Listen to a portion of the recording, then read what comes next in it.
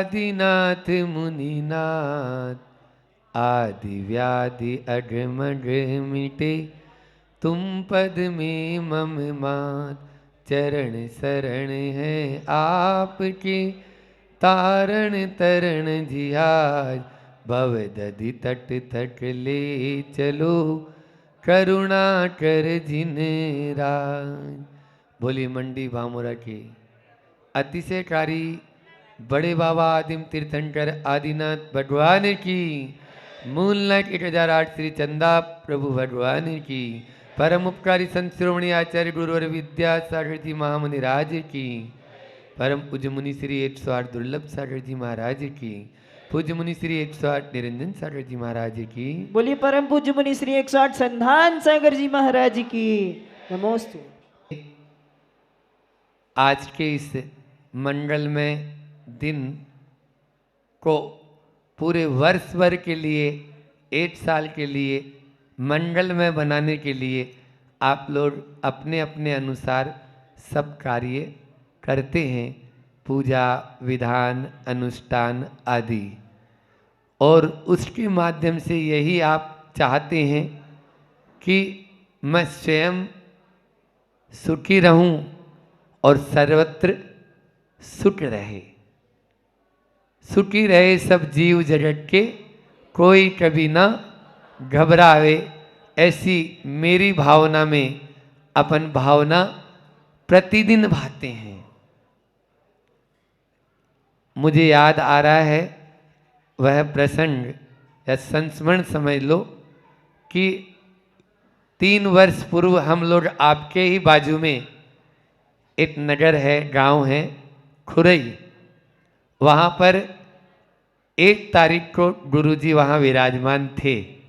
संत पूरा विराजमान था, स्वस्थता उतनी नहीं थी, लेकिन फिर भी आचार्य श्री जी ने जो प्रवचन किया उसी को ही संस्मरण रूप में हम आपके सामने थोड़ा सा रख देते हैं कि आज जो वर्तमान में एक संस्कृति को, दूसरे की संस्कृति को हमने जो ओढ़ लिया है वो हितकारी नहीं है। थोड़ा सा बुरा लगेगा, लेकिन आचार्य श्री जी की बात है तो वो तो बुरी किसी को भी नहीं लगनी चाहिए। इसलिए मैंने बता दिया कि 2018 समाप्त हुआ था और 2019 प्रारंभ हुआ था। उस समय हम लोग खुरई में विराजमान थे, पूज्य पाद भी वहीं विराजमान थे।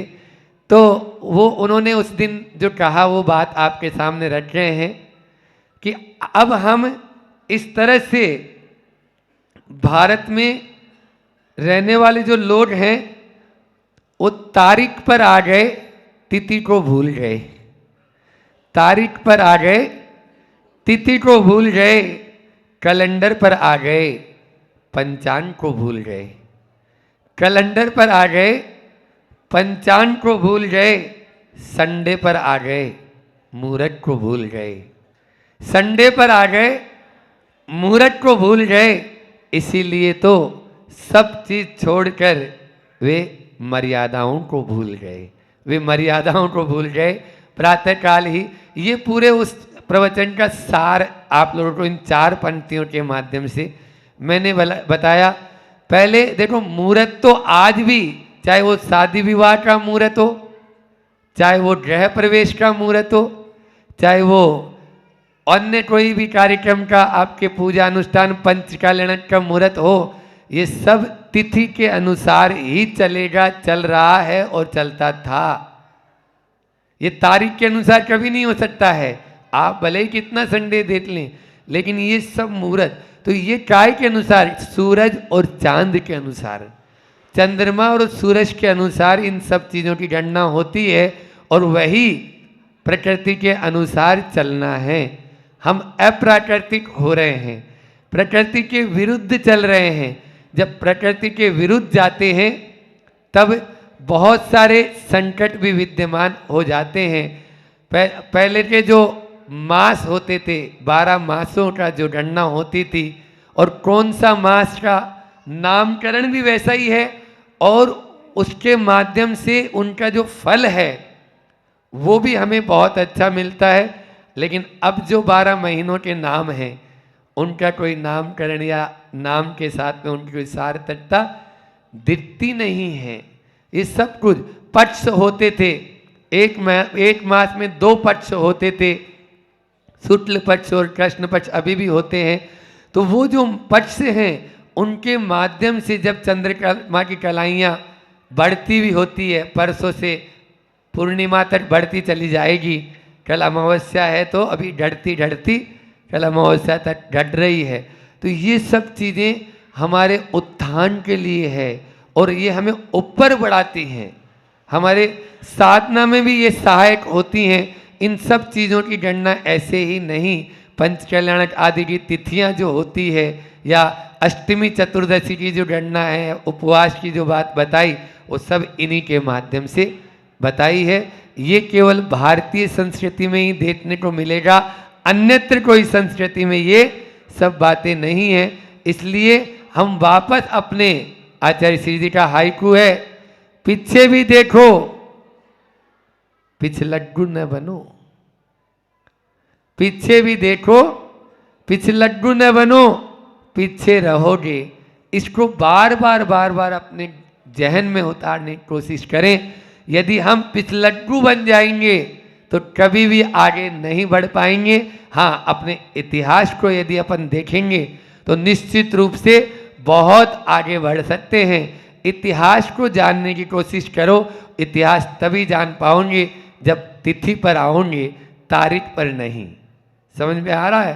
तारीख के अनुसार इतिहास को नहीं जान सकते, वो तो इतिहास को भुलाने में लगे हुए हैं। इसलिए वापस से हमें यदि इतिहास को जानना है और अपने आप का आगे बढ़ाना है तो हम पीछे की ओर देखेंगे, तब ही हम आगे बढ़ पाएंगे। आज से मैं चाह रहा हूँ विगत दिनों में यहाँ पर अपन ने सागार धर्मामृत से शुरुआत की थी। सागार धर्मामृत, फिर उसके बाद में 12 भावना, फिर 12 भावना के बाद में 16 कारण भावना, बीच में 10 धर्म वो भी आ गए, उन पर भी कर दिया। फिर अभी इष्टोपदेश पर एक लंबी श्रृंखला के बाद आज से हम चाह रहे थे कि थोड़ा समय और है यदि तो उसको अपन रत्नकर्ण श्रावकाचार्य, जो आचार्य समंत भद्र स्वामी ने एक अनुपम प्रस्तुति अपने सामने व्यवस्थित श्रावकाचार्य दिया है, उसकी उपसंहार के रूप में जो कारिकाएं दी हैं, पूरा रत्नकर्ण श्रावकाचार्य में 150 कारिकाएं हैं, उसके उपसंहार में प्रतिमाओं की 10-12 कारिकाएं जो दी है, उस प्रतिमा विज्ञान को हम लेना चाहेंगे। वो जो 11 प्रतिमाएं जो श्रावक की होती, देखो सुना तो आपने बहुत है, कल मैंने बोला था मंदिर या प्रवचन पाठशाला है, प्रयोगशाला तो घर है, प्रयोगशाला तो ऑफिस है, प्रयोगशाला तो बॉम्बे और मंडी बामोरा है। समझ में आ रहा है? वो प्रयोगशाला है, ये पाठशाला है। पाठशाला में हमने आपको टास्क दे दिया है, अब आपको प्रयोग करना है और प्रयोग करने के लिए आचार्य भगवंत स्वयं समंत भद्र स्वामी रत्नकर्ण श्रावकाचार्य, जो यानी श्रावकाचार्य तो 35 श्रावकाचार्य हैं, लेकिन उनमें जो व्यवस्थित है, प्रायोगिक है, बहुत ही प्रैक्टिकल रूप से मतलब जिसको अपनाएं और एक एक कारिका हमारे जीवन में उतारने लायक है, वो बहुत ही अद्भुत यानी ग्रंथ है, बेजोड़ ग्रंथ है, जिसकी पद्यानुवाद रैण मंजूषा के नाम से आचार्य श्री जी ने किया और उस पर टीका हिंदी में मानव धर्म के नाम पर ज्ञान सागर जी महाराज जी दादा गुरु ने किया। और आगे जाएं तो पंडित सदासुत लाल जी कासलीवाल जी ने उस पर डुंडारी में बहुत ही वचनिका लिखी, जो सब मंदिरों में लगभग बांची जाती थी। यही वचनिका रहती थी जो सब मंदिरों में प्रतिदिन इसी का ही स्वाध्याय होता था, क्योंकि श्रावकों के लिए श्रावकाचार यदि नहीं मालूम है या श्रावकाचार को अपनाएंगे नहीं, तब तक कैसे आगे बढ़ेंगे। आज वर्ष की शुरुआत भी है तो हम चाह रहे हैं एक कारिका के माध्यम से उसकी शुरुआत कर लेते हैं। सीधे जो 11 प्रतिमाओं का वर्णन है उसमें जो प्रथम कारिका है ये प्रतिमा अधिकार के नाम से है। प्रतिमा अधिकार का मंडलाचरण भी समझ लें तो ये मंडलाचरण अभी कर लेते हैं। श्रावक पदानि देवे रेकादश देशितानि ये सुखलु स्वगुणा पूर्व गुणे से संतिष्ठन्ते क्रम विवृद्धा। अर्थात देवेई तीर्थंकर देव देशितानी अपने उपदेश में कहते हैं क्या, श्रावट पदानी एकादश, श्रावट के 11 पद होते हैं। देशितानी ये सुखलु, ये सुखलु यह निश्चय से जान ले, स्वगुण पूर्व गुणेश है, पूर्व के गुण जो हैं वो अपने अपने गुण अडली अडली में रहेंगे, तब ही वह कर्म विवृद्धा, विवृद्ध यानी क्रम से व्यवस्थित रूप से आगे की ओर बढ़ पाएगा। जैसे दूसरी क्लास में जो पढ़ चुका है वो पहली क्लास में पहले पास होना जरूरी है। ऐसा नहीं है कि आप सीधी 5वीं प्रतिमा ले लिए हैं तो 4 प्रतिमाओं का पालन आप नहीं करेंगे। अब यहाँ पर ऐसा नहीं, यहाँ पर 4 प्रतिमा का पालन आपको करना है। 5वीं प्रतिमा में ले ली है तो आपने 5 प्रतिमा का, तभी आपको जो है ना 5 प्रतिमाधारी कहा जाएगा। तो ये है स्वगुण, जो अपने अपने गुण पूर्व गुणेश है, उनके पूर्व में जो गुण थे उनको आपको संतिष्ठन्ते रखते हुए आप क्रम से विवृद्धा उन्नति की ओर प्राप्त होंगे। आज यह है उन्नति का शिखर। देखो श्रावक जो है इन प्रतिमाओं का पालन जब तक नहीं करेगा तब तक असंख्यात गुणी निर्जरा का वह पात्र 3 काल में नहीं बन सकता। आप विशुद्धि बढ़ा सकते हो, जब तक आप श्रावक हैं आप विशुद्धि बढ़ाएंगे, लेकिन प्रतिमाधारी संकल्प जिसको बोलते हैं, संकल्प यदि आपने ले लिया तो आपकी असंख्यात गुणी निर्जरा उसी समय से चालू हो गई। अब आप खा रहे हैं, पी रहे हैं, बोल रहे हैं, कुछ भी कर रहे हैं, आ रहे हैं, जा रहे हैं, तो भी आपकी असंख्यात गुणी निर्जरा चालू है। इसलिए आचार्य भगवंत ने बहुत करुणा करके हमारे ऊपर इन प्रतिमाओं का बहुत ही सटीक दिया। और आचार्य श्री जी ने अभी हम मध्याह्न की जो जीवन जीने की कला है उसमें भी इस प्रतिमा विज्ञान को प्रतिदिन ले रहे। एक संस्मरण याद आ रहा है, आप लोगों को बताएं। प्रमाण सागर जी को एक बार एक चौके में आहार हुआ।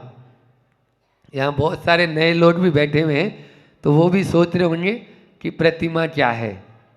तो एक चौके में आहार हुआ, ब्रह्मचारी जी थे वो उस समय, नवीन ब्रह्मचारी।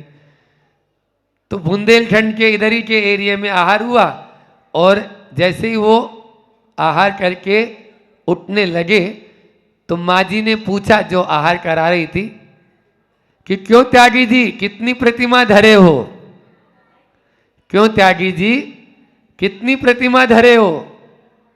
अब वो नए नए आए उस समय, मतलब उनको कुछ भी नहीं, तत्वार सूत्र तो छोड़ो, मतलब प्रभु पतित पावन भी याद नहीं। तो वो देखे अपन प्रतिमा ये कहाँ से लाना है पता नहीं। अब तो वो तो हम तो एक भी प्रतिमा नहीं धरे, मतलब एक भी प्रतिमा नहीं है। अरे प्रतिमा नहीं तो काय के त्यागी जी, प्रतिमा नहीं तो काय के त्यागी जी। अब वो तो आ गए। अब आचार्य श्री जी के पास में भोलेपन में बोला आचार्य श्री जी को आके, आचार्य श्री जी वो प्रतिमा जी कहाँ से मंगाना है, वो प्रतिमा के लिए बोल रहे हैं तो प्रतिमा कहाँ से मंगाना है। तो आचार्य श्री जी बोले क्यों क्या बात हुई। बोले आज चौके में ऐसे ऐसे गए पूरी घटना में। तो आचार्य श्री खूब तेज हंसे। वो हंसे इसलिए हंसे कि वो वाली प्रतिमा नहीं, ये श्रावट के पद होते हैं। श्रावट पदानी देवे रेखा 10 पदानी। ये आचार्य तीर्थंकर भगवंतों ने जो प्रतिमाओं का स्वरूप बताए, ये श्रावट का कर्मोन्नत जो विकास होता है उन प्रतिमाओं के बारे में कह रहे हैं। ये वो वाली प्रतिमा नहीं है जिन प्रतिमाओं की तुम बात। अच्छा तो फिर मुझे क्या करना है। बोले कुछ नहीं, आप धीरे धीरे आगे बढ़ते चले जाएंगे तो अपना आप ही इस तरह से हो जाएगा। ये प्रतिमा, तो आजकल प्रतिमा का नाम लेते ही ये वाली प्रतिमाएं नजर आने लग जाती है। तो वो 1.5 लाख वाली या 2 लाख वाली या सहस्त्र वाली प्रतिमा नहीं है। ये प्रतिमाएं श्रावट का क्रमोन्नत विकास, सीढ़ियाँ, एक एक सीढ़ी चढ़ते चले जाना है, वो सीढ़ियों की बात हो रही है। उन्हीं सीढ़ियों की आगामी आने वाले इन दिनों में एक एक सीढ़ी की अपन चर्चा करेंगे। जितने दिन हैं उतने दिन चलेगा, बाकी फिर देख लेंगे। 11 प्रतिमाएं हैं तो 11 प्रतिमा चाहे तो 1 घंटे में भी पूरी हो जाएगी, लेकिन अभी अपन को करना नहीं है, जैसे जैसे चलते जाएंगे। इन ये वैज्ञानिक ढंग से ये मर्यादाएं बताई। अभी जैसे मैंने बोला था ना कि सब कुछ छोड़ दिया और मर्यादाओं को छोड़ दिया, मर्यादाओं तोड़ दी है। तो मर्यादा में रहोगे ना तो आप ये बाउंड्री है। बाउंड्री, कोई भी गेम खेलते हैं, कोई भी अपन खेल होता है, उसमें नियम होते या नहीं होते? बस ये वही तो नियम है। आप एक एक नियमों को बढ़ाते हुए चले जाएंगे तो आपकी प्रतिमाधारी बन जाएंगे। और आप देखो, एक छोटी सी बात बताएं, रामटेक में पहला प्रवचन जब चातुर्मास में किया था कि एक त्रियंच भी अणुव्रति बन सकता है, एक त्रियंच भी पंचम गुण स्थान वृत्ति हो सकता है, तो आप लोग क्यों नहीं हो सकते? ये सोचने लायक ना। वो जब व्रतों को ग्रहण कर सकता है तो हम व्रत क्यों नहीं ग्रहण कर सकते? और आप पालन कर रहे हो, आप पालन कर भी रहे हो, लेकिन संकल्प नहीं है। अब मोहर नहीं लगाएंगे तो बैंक वाला ऐसे ही आप यदि पैसा रखोगे तो कोई ब्याज नहीं देगा बल्कि लेगा। और यदि आपने उस पर लिख दिया FD 5 साल के लिए, बस ये जो आपने संकल्प ले लिया 5 साल के लिए मैं पैसा नहीं निकालूंगा, बस आपका दुगना पैसा मिलेगा, आपको दुगना पैसा मिलेगा। तो संकल्प का महत्व है। संकल्प यदि नहीं करेंगे तो कुछ नहीं होगा। आज कोरोना के काल में, कोरोना जब बोला, डॉक्टरों ने बताया, भय पैदा कर दिया, तब आप लोग गर्म पानी पीना शुरू कर दिए, प्रासुरता पे आ गए, बाहर निकलना नहीं, मुंह से बोलना नहीं तो मास्क लगा के रखना। ये सब क्यों बोलो? ये कोरोना जब उसके डर के, मैं तो कहता हूं प्रतिमाधारी बन जाओ, उसको कभी रोना नहीं पड़ेगा, उसको कभी, यानी कोरोना नहीं होगा, उसको कभी रोना नहीं होगा, अर्थात उसको कोरोना या ये और अभी नया कौन सा आ गया, ओमिक्रॉन। हाँ, तो ये सब कुछ नहीं है ही नहीं। शुद्ध सात्विक, बाजार का कुछ भी नहीं, अपना भोजन करना, अच्छा मोटा खाना, मोटा पहनना, ये हमारी संस्कृति थी। इस प्रकार से अपन को यदि प्रति समय असंख्यात गुणी निर्जरा का पात्र बनना है, मालिक बनना है, स्वामी बनना है, तो निश्चित रूप से भले ही धीरे ही सही, लेकिन एक एक कदम आगे बढ़ाओ। पहले कभी सोचना नहीं पड़ता था कि इस घर में चोटा की व्यवस्था होती है। अब एक व्यवस्था बन गई चोटा लगाना, पहले लगाते नहीं थे, सारे घर ही प्रतिमाधारियों के होते थे। महाराज जी भी चाहे जहाँ घुस जाते थे, बस हो गया काम, अत्रो तिष्ठो 3 परिक्रमा लगाई, उच्चासन विराजमान किए और शुरू हो गया काम अपना। तो ये हर घर में ऐसा ही होता था। और बुंदेलखंड में तो बहुत ज़्यादा था, लेकिन वो भी पाश्चात्य संस्कृति की हवा में बहुत तेजी से बहक रहे हैं, इसलिए उनके लिए भी इस उपदेश की बहुत ज़्यादा महती आवश्यकता है। हम सब इन प्रतिमाओं को अंगीकार करके अपने उस इस जीवन को उन्नत बनाएं। इसी भावना के साथ में कुछ समय भी बहुत तेज गति से बढ़ता चला जा रहा है। अपनी वाणी को विराम देता हूँ। बोले अहिंसा परमो धर्म की, आचार्य गुरु और विद्यासागर जी महामुनिराज। बहुत बात नहीं कर रहे हैं, कितनी कितनी विशाल बात बोल रहे हैं। वो ये नहीं बोल रहे करो दो आप, ये नहीं बोल रहे पूरे हमेशा सब कुछ दान करते रहे आप, 24 घंटे दान में। अल्पमपि बहुत बड़ी बात है, पात्र में दिएगा छोटा सा दान भी, एक कण भी लग जाए आपका, एक कण से छोटा और क्या करेंगे भैया हम, एक कण भी लग जाए, उतनी बड़ी बात बोल रहे हैं आचार्य भगवान कि दान छोटा सा भी, दान में गया थोड़ा सा भी, हाँ अल्पमपि काले, थोड़ा सा भी वो दान आपने दिया है, उस समय जीवों को जो आपने दिया वो क्या होगा? तो बोले चित्तमदिवट बीजम फलन छाया विभुवम।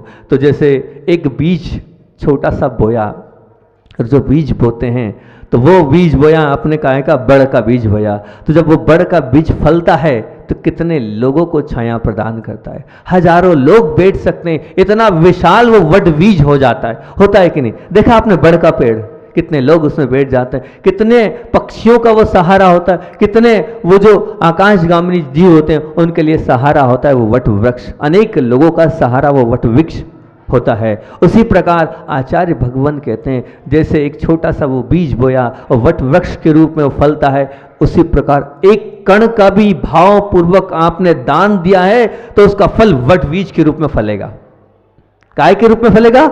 वट बीज के रूप में। बस ध्यान रखना, दान के समय अभिमान मत करना, दान के समय अहम मत बताना। अगर बिना अभिमान का आपका एक कण का भी वो दान भाव पूर्वक दिया होगा तो वो वट बीज के रूप में फलेगा। आप विचार करें, क्या आप वैसा दान वैसे भाव कर रहे हैं? अगर कर रहे हैं तो बहुत अच्छी बात है, वट बीज के रूप में आपको मिलेगा। मिले मौका छोड़ना मत, दान बहुत आपके कल्याण का रास्ता है।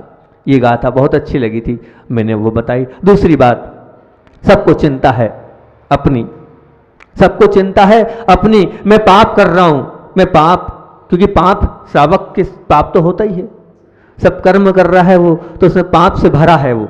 अब वो पाप तो कर रहा है और महाराज जी आप तो आपसे ही पाप, हमसे पाप होते हैं। किसने कहा हमसे पाप? हम भी करते हैं पाप। दिन में 3 टाइम फिर हम क्षमा याचना करते हैं। सुबह उठते ही सबसे पहले पाप स्टेन करते हैं, फिर आहार के बाद आके कहते हैं हे भगवान, हाथ श्रावक के सामने फैलाना पड़ा, फिर इरियापत करते हैं, फिर शाम को प्रतिक्रमण करते हैं, जो चला फिरी करी उसके लिए। 3 बार हम भी अपने पापों का प्रायश्चित लेते हैं। तो क्या श्रावकों को भी कुछ करना चाहिए? तो आचार्य समद्रभद्र स्वामी ने बहुत अच्छी कारिका बोली, उस कारिका को उदाहरण के माध्यम से समझाया कि हाँ, श्रावक के पाप भी धुल सकते हैं। श्रावकों की पाप धोने का पूरा क्या अधिकार है और करना चाहिए। कारिका में लिखते हैं आचार्य समद्रभद्र स्वामी बोलते हैं, ग्रह कर्णमपि निचितम कर्म विमिष्टिम खलु ग्रह विमुक्तानाम अतिथिनाम प्रतिपूजा रुद्रमलम धावते वारी। क्या बोल रहे हैं यहाँ पर? उदाहरण दे रहे हैं, जैसे मान लीजिए आपके हाथ में खून आ गया है, खून लग गया है, तो खून को आप क्या करते हो? पानी से धो देते हो, धोते हो ना, तो खून निकल जाएगा। कहीं खून टच हो गया या कहीं खून लग गया, तो अब यह खून टच हो गया तो आप पानी की एक धार डालोगे और वो खून धुलकर साफ हो जाएगा। तो आचार्य भगवान वैसे ही बोल रहे हैं, अगर मान लो आप पाप से संयोजित हो, पाप से आप भरे पड़े हो, तो क्या करना है? उन्होंने कहा है कि ग्रह रहित मुनियों को, ग्रह रहित मतलब जो मुनि होते हैं, जो 28 मूल गुण का पालन करते हैं, जो त्यागी व्रती होते हैं, जिनका ग्रह का त्याग होता है, जो अतिथि होते हैं, उनको ग्रह रहित मुनियों को दिया हुआ दान भी क्या होगा? वो आपके संचित पाप कर्म को धो देगा। जो आपने पाप किए उन पाप को धो देगा। कब धोगा? जब आप भाव पूर्वक उन मुनिराजों को दान दोगे। कौन से? ग्रह रहित मुनियों को। ग्रह कर्णमपि निचितम, जो ग्रह से रहित हैं, ऐसे अतिथि नाम प्रतिपूजा, वो ऐसे अतिथियों की पूजा पूर्वक भक्ति पूर्वक नवदा भक्ति भाव पूर्वक दान करोगे तो वो जो आपने जितना पाप किया है उतना सब धुल जाएगा, सब धुल जाएगा। रामटेक में चतुर्मास चल रहा था, तो एक मामू है संचालन करते थे, तो संचालन की 2 लाइनें आज सुबह सुबह याद आ गई। तो उन्होंने ये कहा था, हे आचार्य भगवान, आपका वो कौन सा चतुर्मास था, ध्यान नहीं, चौथा 5 जो भी चतुर्मास था रामटेक में, इतने चतुर्मास इस रामटेक में हो गए। और ये परवारपुरा वाले जो बुंदेलखंड से आके इस महाराष्ट्र में बसे हैं, पूरे परवारपुरा जो है वो वहाँ का नहीं है, ध्यान रखना, सब बुंदेलखंड से जाके वहाँ महाराष्ट्र में जाके बस गए हैं। ये परवारपुरा वाले जो महाराष्ट्र में आके बड़ी बुलंदी से बोला था आके यहाँ बसे हैं, लेकिन पहले क्या थे और आज क्या हो गए हैं? इसका कारण ये है आपकी हमने खूब भक्ति करी है, आपके खूब हार कराएं, तो आज हम लाखों करोड़ों दान दे रहे हैं।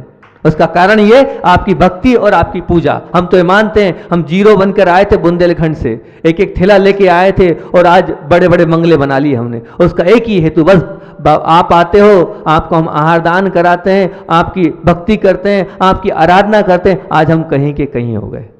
ये है भक्ति का फल, ये है आराधना का फल, ये है दान का फल। पता कर लेना, वो जो जितने परवारपुरा वाले थे, एक एक ने सबको बुलाते गए कि अनंतपुरा का कहीं, देवरी का कहीं, यहाँ का कहीं, वहाँ का, सब पूरा। और नाम भी उसका परवारपुरा, जो परवार लोग सिर्फ बुंदेलखंड में ही होते हैं, महाराष्ट्र में नहीं होते हैं, लेकिन वो सब उन्होंने पूरा श्रेय दिया आचार्य श्री को।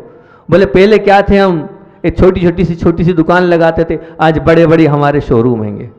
वो सब क्या गुरुजी आपकी कृपा है, हमने तो बस आपकी भक्ति करी है, भगवान की भक्ति करी, वो उसी का प्रतिफल है कि आज हम कहाँ से कहाँ पहुँच गए। एक और परिवार की बात याद आ गई। एक परिवार था, उस परिवार से मतलब 20-25 साल पहले की बात है, वो परिवार जुड़ा और जुड़ने के बाद आचार्य भगवान के पास प्रतिवर्ष चौका लेके आने लगा। उसकी स्थिति उस वक्त भी अच्छी थी, अब तो बहुत अच्छी है। तो वो धीरे धीरे चौका लेके आने लगा। साल में पहले 8 दिन लाया, फिर थोड़ी हिम्मत खुली 20 दिन, फिर हिम्मत खुली महीने महीने भर तक आचार्य भगवान की भक्ति करता, चौका लगाता, आहार दान कराता, सभी साधुओं को दान कराता। अब जिस व्यक्तित्व के माध्यम से वो आता था, अब वो व्यक्तित्व जो है जाने लगा। तो उस व्यक्ति ने एक ही नियम दिया कि भैया तुमने बहुत अच्छा काम प्रारंभ किया अपने जीवन में, कहाँ तो तुम पाप में लिप्त थे, अब तुम 3 काम कभी जीवन में मत छोड़ना। अब तुम 3 काम कभी जीवन में, 5, 7, 8 साल से तुम चौका लेके 4-5 साल से आ रहे हो, तुम्हें लगता है तुम्हारे जीवन में तुमने बहुत कुछ पाया है? तो उन्होंने कहा हाँ बहुत कुछ पाया है हमने। उन्होंने कहा 3 नियम जरूर लेना। 3 नियम में, उस 3 नियम में सबसे पहला नियम कि प्रतिवर्ष आचार्य भगवान के यहाँ जैसे आए हो, प्रतिवर्ष भले 8 दिन के लिए आना, पर अवश्य आना। बोले ठीक है।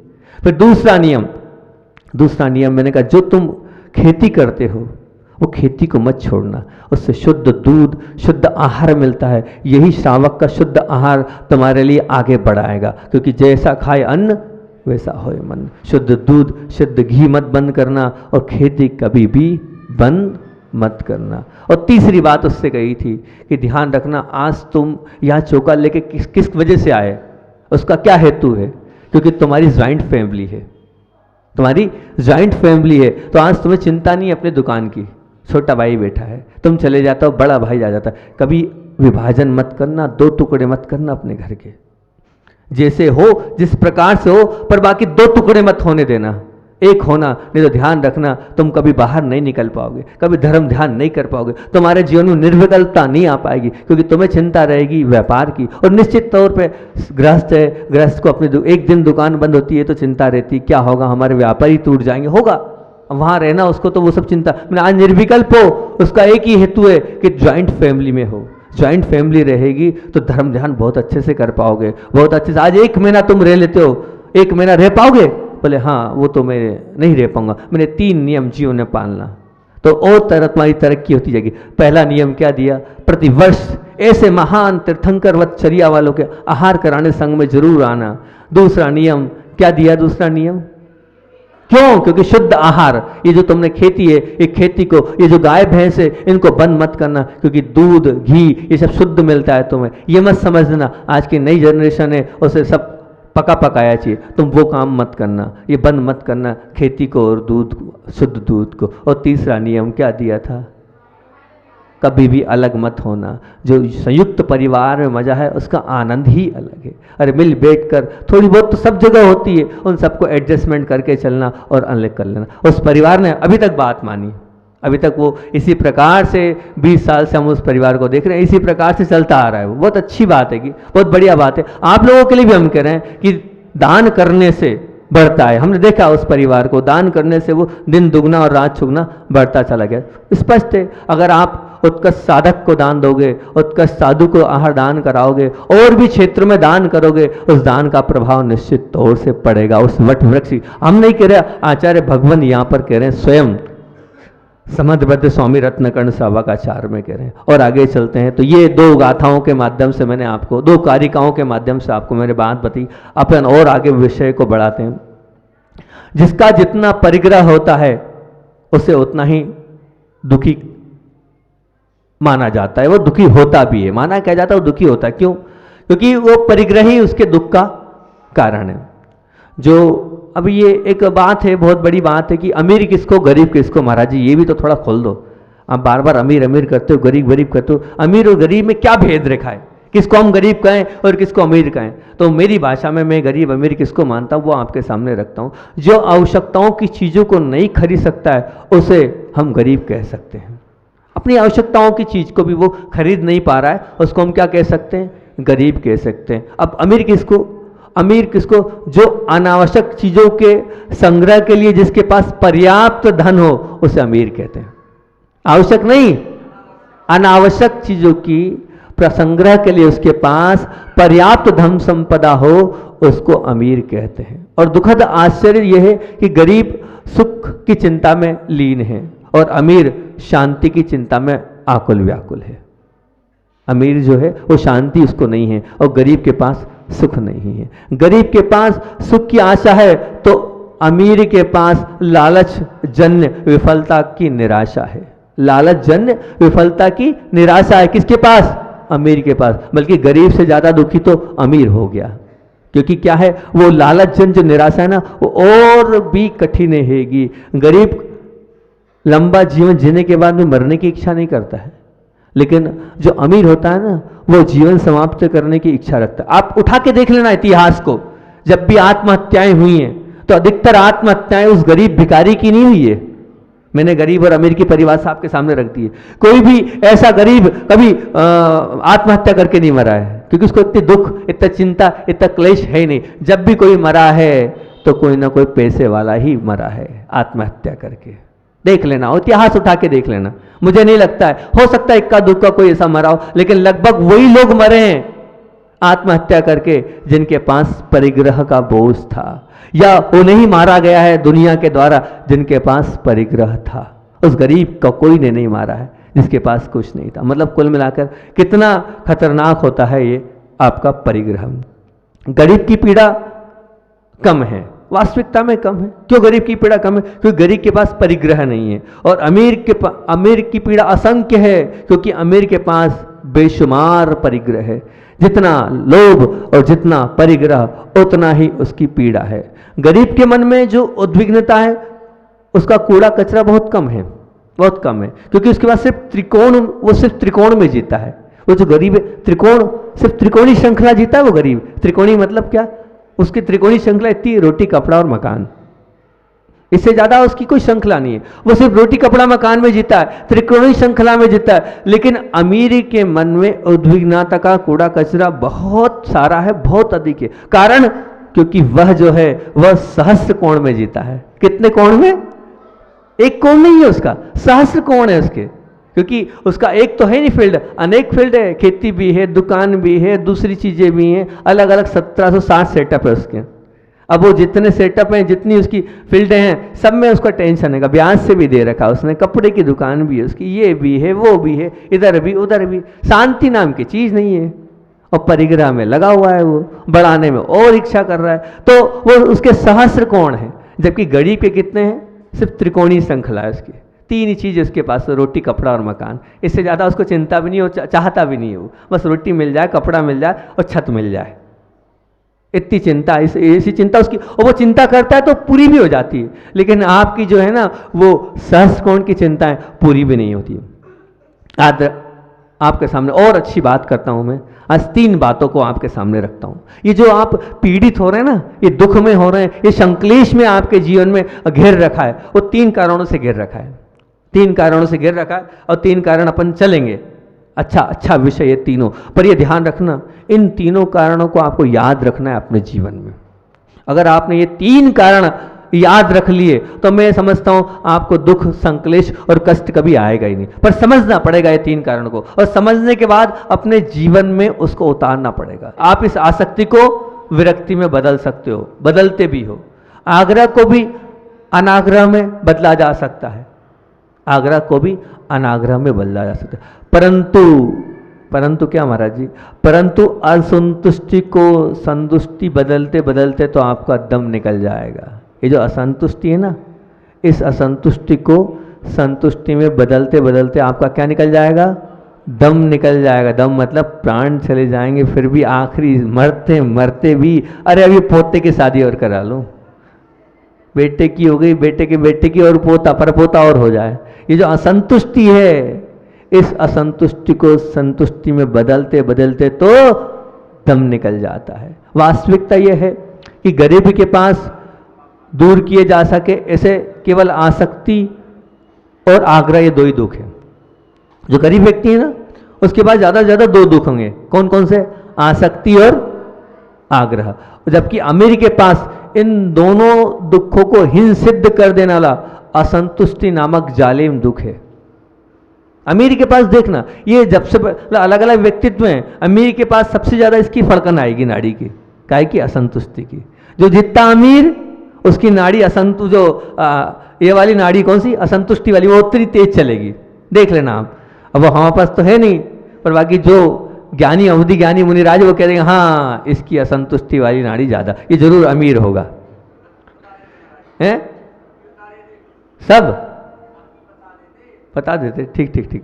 तो ये असंतुष्टि वाली नाड़ी किसकी, अमीर के पास इन दोनों दुखों से हीन सिद्ध कर देने वाला वो कौन सा है, वो है असंतुष्टि वाला। असंतुष्टि का जालिम दुख है। मन की उग्रता को, मन की नकारात्मकता को, मन की पीड़ा को, मन की निराशा को, मन की विग्रता को अगर आप दूर करना है तो एक ही काम कीजिए, इस असंतोष को दूर करते जाइए, परिग्रह को कम करते जाइए। निश्चित तौर से आप ये करोगे तो अपने आप आपका भला होता चला आएगा, अपने आप। ये इतना बड़ा, ये जो असंतुष्टि ऐसा बीमारी है, मान लीजिए आप दौड़ रहे हैं तो दौड़ते दौड़ते आप एक अगर प्रैक्टिस करेंगे तो हो सकता है आपको हाफनी नहीं आएगी अगर आप प्रयास करेंगे। मान लीजिए कोई बहुत दुर्दम बीमारी हो गई आपको, और दुर्दम बीमारी में भी आपका वो जो शरीर है बिना औषधि के ठीक हो सकता है। अभी हाल पता चला कि 2-2 घंटे कपालभाति करी, 1-1 घंटा अनुलोम विलोम किया, कैंसर जैसी वो दुर्दम बीमारी समाप्त हो गई। परंतु असंतोष की आग में जलते रहकर और उसमें भी परिग्रह बढ़ाते रहकर और फिर उसमें उद्विग्नता से मुक्त रखने, किसी कीमत पे नहीं रख सकते आप अपने आप को। अगर आपके पास क्या है, असंतोष की आग है और परिग्रह की भूख आप और बढ़ाते जा रहे हैं, कुछ नहीं होने वाला है। पहले अपने आप को उस असंतुष्टि से दूर करना पड़े। असंतोष की पीड़ा की अभिव्यक्ति करने के लिए बहुत अच्छी एक लाइन आपके सामने रखता हूँ मैं। समय अपना हो गया है, होने ही जा रहा है, तो एक अच्छी लाइन कविता के रूप में है, समझने का प्रयास करना। लाइन में रस भरा है, थोड़ी कठिन लाइन है, हम समझेंगे तो समझ में आएगी, क्योंकि शब्द है, शब्द के अनेक अर्थ होते हैं, उनमें घुसना पड़ता है तब अर्थ आता है। अच्छी चीज़ लगी तो आपको, अपन तो अपने से नहीं बनता, ये तो मिली थी तो लिख ली, तो बता रहा हूँ, हमने नहीं लिखी, ध्यान रखना। तो आप समझो महाराज जी लिखने भी लगेंगे, नहीं, कविता वविता हमसे नहीं बनती है, हमारे छोटे महाराज लिख लेते हैं। तो क्या बोला उन्होंने, समझ बिना का शानापन, समझ बिना का शानापन, दिशा बिना की दौड़, लाखों का व्यापार किया पर न हुई कमाई में जोड़।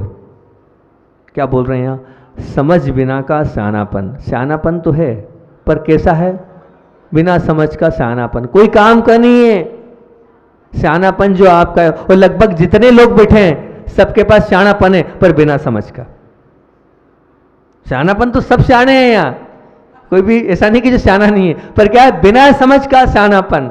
और दिशा बिना की दौड़ तो सब लगा रहे हो, ऐसा कोई नहीं जिन्हें दौड़ रहा है, पर क्या दिशा नहीं है।